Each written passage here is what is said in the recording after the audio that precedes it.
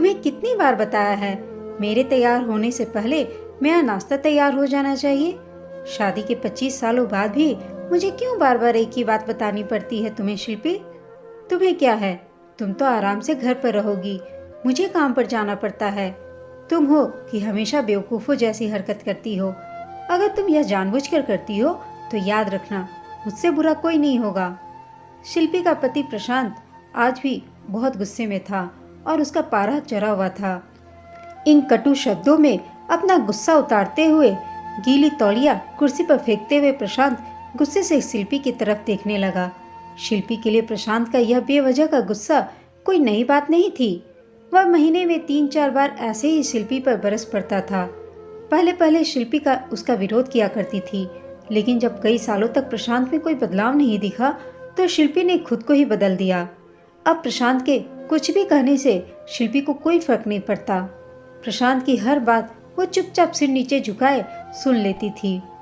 शादी के पहले 5 साल तक शिल्पी ने पूरी कोशिश की थी कि प्रशांत को बदला जाए, लेकिन फालतू का गुस्सा करना और बाद में शिल्पी को भला बुरा कहना, यह मानो जैसे प्रशांत की आदत बन गई थी। कोई भी वाद विवाद होता तो प्रशांत सीधा शिल्पी को बोल देता, अगर मैं तुम्हें अच्छा नहीं लगता हूँ शिल्पी, तो क्यों नहीं चली जाती हो अपने मायके, क्यों रहती हो मेरे साथ? इतना सब कुछ होने के बावजूद शिल्पी प्रशांत के साथ रहती थी, क्योंकि उसे अपनी बेटी की फिक्र थी। और वह जाती भी तो कहाँ जाती, अपने बूढ़े हो चुके माँ बाप को इस उम्र में परेशान करना वह नहीं चाहती थी। समाज और लोग क्या कहेंगे, माँ बाप को क्या क्या नहीं कुछ सुनाएंगे, यह भी तो उसे देखना था। वह इतनी पढ़ी लिखी भी तो नहीं थी कि खुद जाकर कोई नौकरी कर सके और अपना और अपनी बेटी का पालन पोषण कर सके। बहुत दुविधा में थी। शिल्पी को अब अपनी फिक्र नहीं थी, उसको फिक्र थी तो बस अपनी शादी लायक हो रही बेटी की। शिल्पी नहीं चाहती थी कि पति पत्नी के झगड़े की वजह से काव्या डिस्टर्ब हो। काव्या की पढ़ाई पूरी हो चुकी थी, उसके लिए अब शादी के रिश्ते भी आने लगे थे। कई रिश्तों को काव्या ठुकरा चुकी थी। 2-3 महीने बाद एक अच्छा रिश्ता आया। रिश्तेदारों और पहचान के लोगों ने भी लड़के की बहुत तारीफ की, उसका बहुत गुणगान किया। प्रशांत एक शाम अपनी बेटी के पास बैठकर उसे बताने लगा, काव्या बहुत अच्छा लड़का है, यह पढ़ा लिखा भी है, बड़ा घर है, बहुत अच्छी नौकरी है इसकी। ऐसे रिश्ते बार बार नहीं आते बेटा, इस बार तुम शादी करने का मन बना लो, मना मत करना। काव्या अपने पिता से ज़्यादा बात नहीं करती थी, शायद डरती थी या शायद नफरत करती थी, लेकिन आज वो अपनी पूरी हिम्मत इकट्ठा करके बोली, मुझे अभी शादी नहीं करना है पापा, मैं नौकरी करना चाहती हूँ, खुद अपने पैरों पर खड़ी होना चाहती हूँ।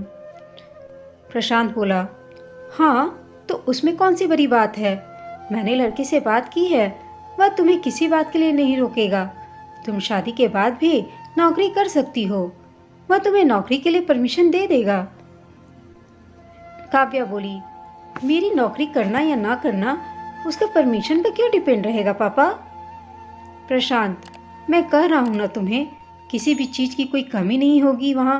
ऐसे रिश्ते बार बार नहीं आते बेटा, इसे ठुकरा मत, बहुत खुश रहेगी तू वहाँ। पापा, क्या मैं उतनी ही खुश रहूँगी जितनी मम्मी इस घर में खुश है? काव्या ने तंज कसते हुए कहा। प्रशांत बोला, आज तुम्हारी जबान कुछ ज़्यादा नहीं चल रही है काव्या? प्रशांत गुस्से से आंखें बड़ी करते हुए बोला। काव्या, पापा मुझे शादी ही नहीं करनी है, क्योंकि शादी के बाद अगर वह लड़का आपके जैसा निकला तो मैं क्या करूँगी? मुझे आपके जैसा जीवन साथी नहीं चाहिए जो बिना बात के मुझ पर हमेशा चिल्लाए। मुझे कुछ भी अपनी पसंद का लेना हो तो 10 बार सोचना पड़े, कहीं वह नाराज़ ना हो जाए इस बात से। मेरी तबीयत कैसी भी है उसे कुछ भी परवाह ना हो, रोटी थोड़ी सी मोटी बन जाए तो घर पूरा सर पे उठा लेता है। उसकी चेकबुक ना मिले तो भी मेरा ही दोष निकाले वह, और हर छोटी मोटी बात पर मुझे मायके जाने के लिए कहे। काव्या ने अपने दिल खाली करते हुए पापा से सब कुछ कह दिया। प्रशांत का गुस्सा 7वें आसमान पर था, लेकिन उसके मुंह से एक भी शब्द नहीं फूट पड़ा। वो काव्या की बातें सुन रहा था, क्योंकि आज उसे अपनी बेटी को शादी के लिए मनाना था। काव्या उतना ही बोलकर चुप नहीं हुई। आज पहली बार वह अपने पापा के सामने इतना कुछ बोल रही थी। काव्या बोली, पापा, आपने माँ के साथ हमेशा गलत व्यवहार किया। आप अपने ऑफिस का गुस्सा बिना सोचे समझे माँ पर उतार देते हैं। कभी इस बात का परवाह भी नहीं करते कि माँ को कैसा लगता होगा। आपकी बातें सुन सुनकर माँ ने अपना स्वाभिमान ही खो दिया। अब वो किसी से भी ज्यादा बात भी नहीं करती। प्रशांत आज पहली बार अपने किए बर्ताव को महसूस कर पा रहा था। वो इतना ही बोल पाया, जो तुम्हारा मन है काव्या, तुम वो करो। मैं तो इतना ही बुरा हूं ना। काव्या ने प्रशांत का हाथ पकड़ा और बोली, पापा, मुझे सिर्फ एक सवाल का जवाब दे दो। क्या आप चाहोगे कि मेरा पति भी आपके जैसा हो? अगर आपको जवाब हाँ है तो फिर आप उस लड़के को शादी करने के लिए हाँ कर दीजिए और मेरा रिश्ता आज ही कर दीजिए। और अगर आपका जवाब ना है तो मुझे आत्मनिर्भर बनने दीजिए। प्रशांत कुछ भी नहीं बोल पाया और वहां से चुपचाप बाहर चला गया। आज उसे शिल्पी के सामने जाने में भी शर्म आ रही थी। चलते चलते उसकी आंखों से आंसू बह रहे थे। प्रशांत ने आज से अपने आप को बदलने का निश्चय किया। अगले दिन से शिल्पी ने अपने पति में काफी बदलाव देखा।